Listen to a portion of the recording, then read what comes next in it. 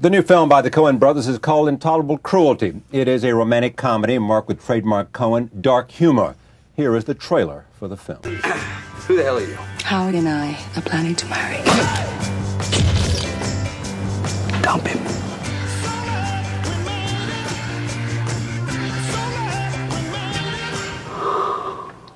I could have you disbarred for that. You fascinate me.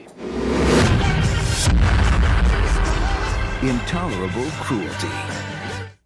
I am pleased to have here the filmmakers Ethan and Joel Coen, and the film stars George Clooney and Catherine Zeta-Jones. Welcome. It's great to see you. Thanks.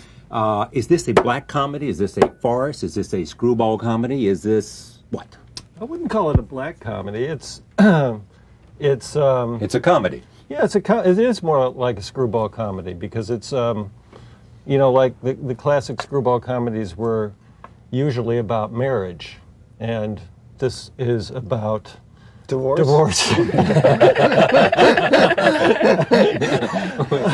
But there's some marriages that happen, and you know, in between the divorces. So, yeah. Why did you want to do this film? You know, largely the actors, they wanted to do it. It was a script that originally, we actually wrote it or rewrote it. We're hired just as a writing job to write it several years ago with no idea of doing it ourselves. But then we found out George was interested in doing it, so that sort of, if we were interested, which, you know, in itself made us interested in doing it ourselves. You know, with us, it's always if the right combination comes together. We wrote the script, as Ethan said, as a writing job. But we always liked the script a lot, and when we sort of discovered that George was interested in doing it, that made us interested in making it because we just felt it was the right people with the right material. If you were interested in doing it, why didn't you buy it for yourself? Well, it was already done. It was already out there, and they'd actually written the draft, and then it had gone through several different hands and been rewritten, which is what usually happens. And when I talked to Universal, I said, I'm interested in that old draft that they wrote, which is sometimes hard to get back to, which is the draft that is what got everybody excited about it initially, and that was part of the trick. And getting Catherine was a big part of the trick. Who is it you play? I play Marilyn Rexroth. Yes. Who is a gold digger? Yes, but a nice gold and a digger. revenge artist? Yes, and a serial divorcee. And many, it's a living for her. It's a living for her. It's a living. It's a business. You got to work at something, so you might as well work at marriage and divorce. And that's her. But I wanted to play her nice. I wanted everyone. I mean, there must be a reason why people just fall in love with her and just like push the boat out that far. So I wanted to play it calm and like a hurricane. Calm like a hurricane. Yeah, the eye of the storm doesn't quite realize what chaos she can create. Yeah. And she does. And gets her revenge. Yes, because she meets her. You know, and that's the movie. That's when the movie starts. When these two get together to compete. That's what I think. But my role, my character. Enough about you. Yeah, and who is Mr. Macy? Who is Miles? I'm just a romantic. It's a romantic divorce. You're a nuptials guy. Romantic divorce attorney. He's romantic. A divorce attorney. Divorce attorney. He just wants to be happy. He wants to find love. Yeah. Really. And he just happens to have a perfect prenuptial. He has concocted the perfect prenuptial. The perfect prenuptial. He's a divorce lawyer in Beverly Hills. Oh, yes. Yeah. People in Europe only think this happens in Beverly Hills. They don't actually think that people get married and divorced anywhere else in the world. No one in Ireland does that. Oh, those Beverly Hills people got it coming. You know. It's just a kind of a slice of life, you know. Obviously, it's a little push. This is a comedy. The amount of people who've asked me personally if I am going to get divorced and what is actually in my prenuptial agreement, you would never know. They ask you that? Oh, sure. Oh, yes. People. And yes. what do you say? I say none of your business. Exactly. It's the funniest thing, though, when you do a film and you got a great script, you got great directors, you got great actors, and you go to work on it and you do it because that's what you do and you want to do it. And then when you go to sell it and you do a junket and you talk to people, they find something that has some sort of direct correlation to you. Yeah. And it'll be like, so tell us about your marriage. And you're like, yes. George, aren't you going to get married soon? And you're like, Leave me out of this. Oh yeah. Oh yeah. Pick on me. And the It's worst thing my was, least are you favorite like this subject. character? The classic question. Are you like Marilyn Oh, yeah. Rexroth? You've Same been height. asked that how many times? in Many this tour? times. Is that right? Yeah. I know you're- I'm not. I'm not Of course like not. her. But that's true. Yeah. I'm like Marilyn Monroe. yeah. Are you like Miles? We are the same height, have the same hair, Same Look eye alike. color. somewhat. Somewhat, yeah. All right, roll tape. This is a combination of Massey and Marilyn right here, talking about her marriage, attorney and client, or victim.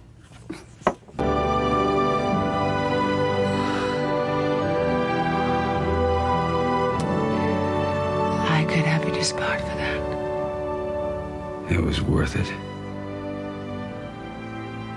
A romantic divorce attorney.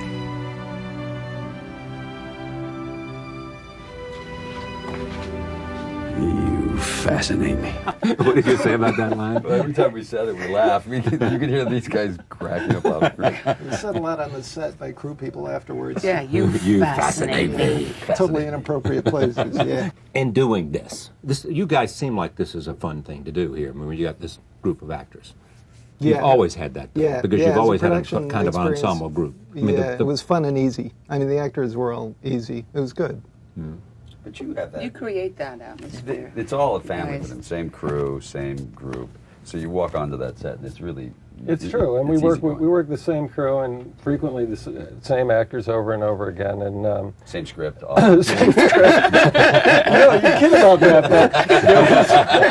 But There's always dialogue there. it's true. There was a point I remember when we were making Fargo, when Ethan and I turned to each other and we went, "We've shot this scene before, haven't we?" It was when out on the road in Fargo when the car Oh, right, yeah, it passes, and gets we caught thought with the dead it's a lot body. like something we did in Blood Simple. So in fact, we do recycle the elements of the script. It's true. If you wait 10 years, I don't you think get we sold wanna the know same this. thing to the public.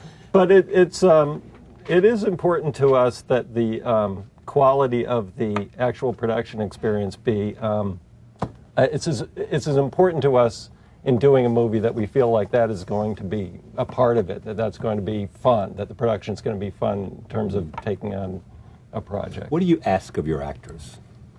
What do we ask of our actors? Turn up on time. It's Getting worse. I was waxing his back. But when you want to move to the feet, that's too much. Ethan has really nice toes. This directing and producing things pretty good. Works out. Yeah, I mean, Schedule up. that's what they mean by control, isn't it, George? Yeah, it is. That's control. Clearly, they don't ask much of the actors. It really does. You know, I think we're pretty background in You terms just sort of say you know, we cast action and that's it, huh? Yeah, we That's what they Let hear. us play.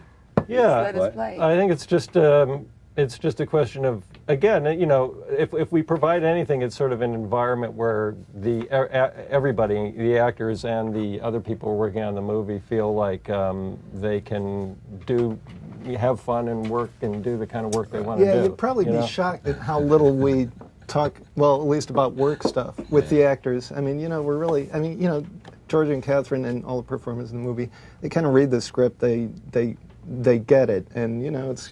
Well, you chose them because they get it. Yeah. Well, also, though, you got to remember that there's a difference between doing the kind of stuff that you're trying to do as an actor with Joel and Ethan and with a lot of other directors, which is there is a certain amount of free reign given, but there's also an immense amount of trust because we know the films they make and we know what, you know, in their hands what it could be if you do your job right. So it's a lot easier to take chances with Joel and Ethan than it is with, I don't know that you'd do sort of the things we were doing with the first-time director. That's a much braver act. Well, in fact, you have said you couldn't imagine other people doing what you did in No Brothers. So. Oh, I just couldn't imagine doing it with someone that I didn't really trust, you know, because it would have been, you know, it's scary. I was so happy to play in your gang. That's what we were talking about this the other day. It was like first day, like, oh my God, I'm like part of this little family here for a little while. And it really is. I mean, I can't You're entering their world and their family, yeah. And it really is like a family like that. Now, are people disappointed who are part of your regulars if they don't get it to do the movie? I mean, Francis. Yeah. Yes. Fran is a special case, actually. Why is that? Well, you know, Fran is a the good classic question when you do case it. of Yeah, it's a very my, good question. of my wife, where she'll go right apart for me, right apart for me, right apart for me, and then we will. For instance, when we did on Fargo, and I said, "Okay, here," and she read it and said, "This is it." But it's Holly Hunter did almost same thing with Holly. Yeah, The it's exact like same thing. yeah. Her brother. She said, Yeah. she said, Okay, Holly, do wanna this. do This? I'll do it. You know, the first I time knew it, but I thought more. Well, the first time I ever met these guys, they had a script that still at some point they've got to do called Suburbicon, and the very first talking I'd ever had with them, or not with them through my agent, was they'd send me this piece for me to play an insurance salesman who comes in for one scene and gets beaten to death with a shovel. It was a golf club. Oh, that's right. Sorry. Thanks, guys. I mean, it's a similar reaction. Okay. But the scene is more involved than that because you drink live first.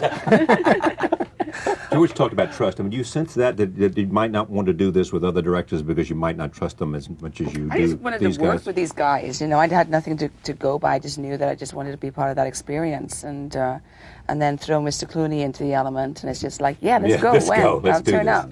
Now, are you going to make Hail Caesar? Is that going to be made? I don't know. You Oh, gonna make where'd it? you read about that? Yeah, we got parts for Yeah, yeah. we really? have parts for both. Hail Is Caesar. that right? You haven't even discussed this with them yet? No, No, they talked to you me. play somebody. Yeah. What am I No, we would like to make You're- that, It's a actually. sandal epic. Did we talk to you about it at all? No, it's good. It's good. what? It's- A sandal about later. epic. Sandal epic? yeah, your character. It's Ursulina. They wanted It's me to play good. Ursulina. they said my trilogy of idiots for them. From Oh Brother, Complete Idiot. I love the fact you just say, "Oh, we'll speak to you later about it."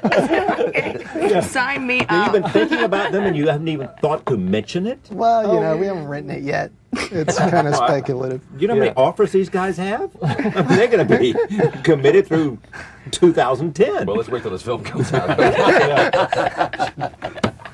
Well, do we feel good about this film? Yeah, I like it. Very You much do? so. Yeah. Yeah. Why? I mean, what is it that appeals to you just simply as a connoisseur film? I love the subject matter. I love the chemistry. divorce? Yeah, no, I Yeah. think the way Or our look on male-female it. battle. Yeah, Yeah. the way we look at it, and I love the chemistry, and as Joe was saying, I love the pace. I love the fast banter. It's reminiscent of those great on-screen couples, you know. And Yeah. it wasn't rehearsed. It was just we just had fun playing with that stuff and the material and the environment in which we could work. Have you gotten into a kind of image, I mean, this Cary Grant thing, that may be you or may not be you, Cary but Grant just went like this in his grave. Leave it out.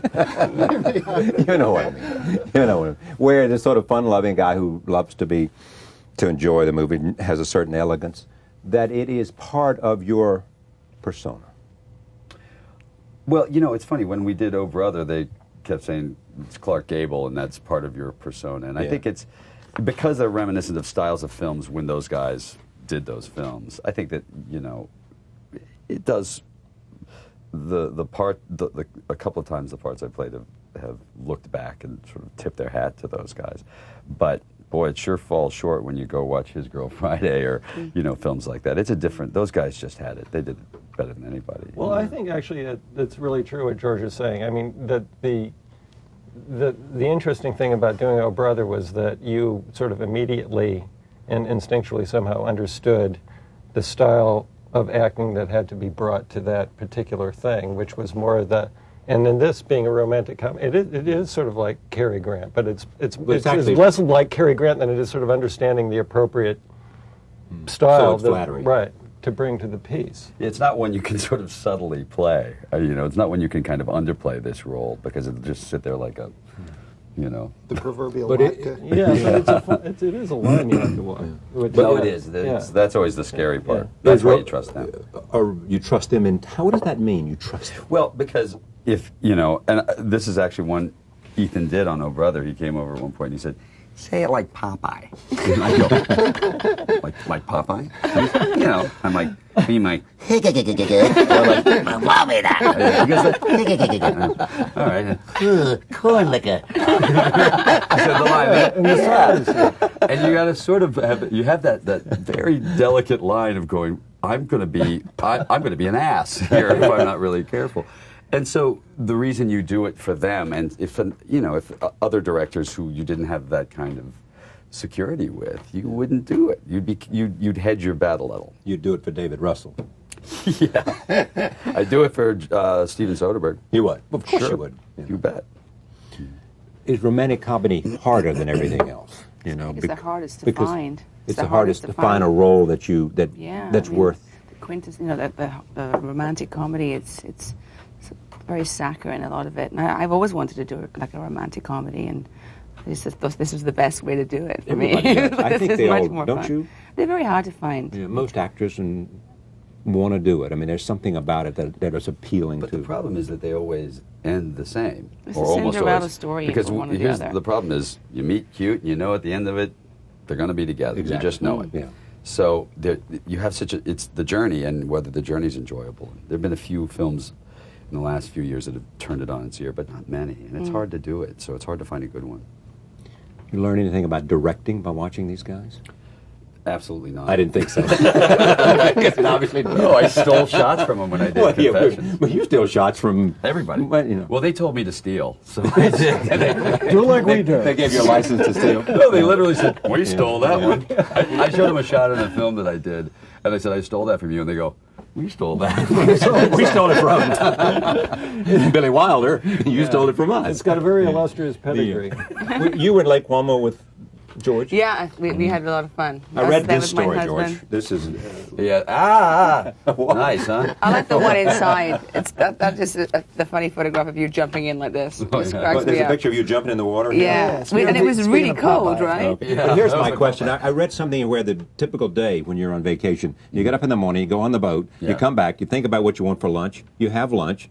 In the afternoon, you go out and you do something. Then you talk about dinner, decide what you want to have dinner. You go to dinner, and you come back, and you watch a movie. Yeah, then you screen a movie. That's about my life, it? basically. What else would you want to do in Lake Como? I mean, what else do people do? What else are you doing? Wait, I don't know. It was great.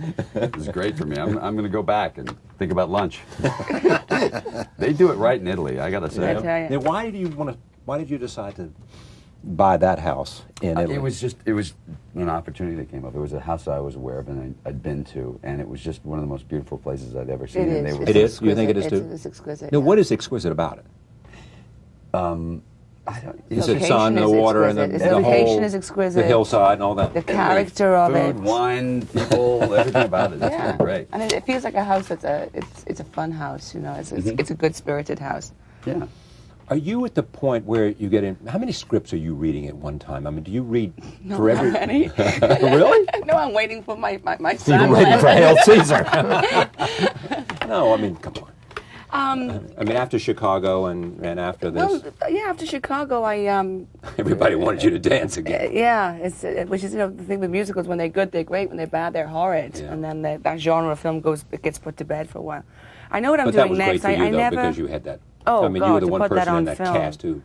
to do that on film for me was, I couldn't believe I had the chance to do it. It was an amazing experience.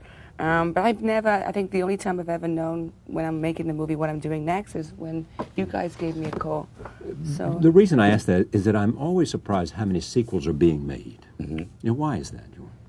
How many sequels are being made? rather than new there's material. There's a certain amount of... I don't mean just sequels like something one, but old movies that they're, 70s they're movies. Oh, you mean retreads, too, yes. What do you call those? I don't know. Remakes. Remakes, that's a better word. depending on how good the film is. But why is that? I mean, that No new ideas, probably. Yeah. We have. But why no new ideas would be the follow-up. You're right. Well, I'll tell you. I think the because economics of it, Yeah, it's a expensive to safer make bet. Yeah. It's on So a the money mass people are looking market. for a safer bet, anything that can hedge the bet they want. Yeah, I'd Yeah. say. these There's guys a are really- shooting the lady there's a killers really- right now. So Oh, there you really- go. That was what, 1955 or something? I was going to say, a really great Alec Guinness movie of the mid-50s That it should would never be remade. pointless to remake that we just finished shooting. Well, why did you want to do it? Well, it had a lack of ideas. Nothing like being truthful. It's like when someone asked Robert Mitchum once to what he attributed the length of his 50-year marriage, and he said, lack of imagination. That's good. You once said about dating, rather than being married, you could always start over. Yeah, that's right. You know, Start again. You can try new things. That's right. Recreate yourself. be more, New- be more a new imaginative. date. Exactly. What are you going to do next? The Lady Killers. That is, We're cutting you Lady finished, so you'll yeah, cut that. Yeah, we're cutting that, and it's. And we'll get around to Hail Caesar later. Hail Around Caesar, Hail yeah. Caesar, eventually, yeah. You're doing Terminal with I'm doing Terminal With with, Tom? Stephen and Tom Hanks, yeah. I'm excited about that. That's Yeah, tough. it's tough, you know, working with an actor like that. Bunch of hacks, really. And you, Yeah, sir? right across CNN. George Clooney calls Steven Spielberg a hack.